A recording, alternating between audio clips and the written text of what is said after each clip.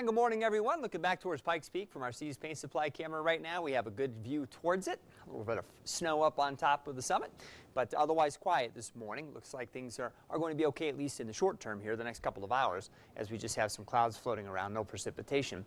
And really, it's cloudy everywhere around Colorado Springs. That's the view from AECAST. But how about the greenery in the foreground here? That seems to happen around here when we get some rain, which of course we've had.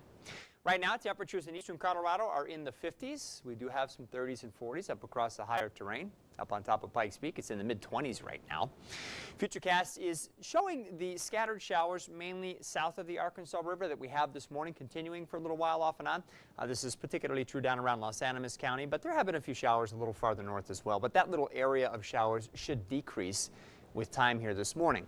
Stop the clock at 11 o'clock and you see the first showers are trying to develop around the Pikes Peak region, and it's hard to know exactly where they're going to develop, but that's about the time that we'll likely see them starting to do so, and so that could impact the tail end of events up there for the Pikes Peak International Hill Climb. Notice that that becomes much more widespread then as we move through 2 o'clock, and that will come down as some snow up across the top of the peak.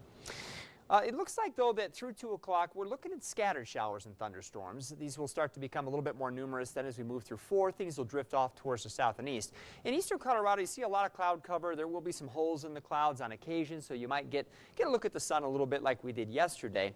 But I think that those will be few and far between as we get later into the afternoon and the showers and thunderstorms begin developing.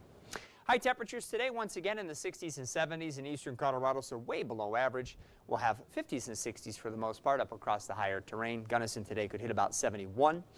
More showers and thunderstorms drifting south this evening with the best concentration of them over and near the mountains.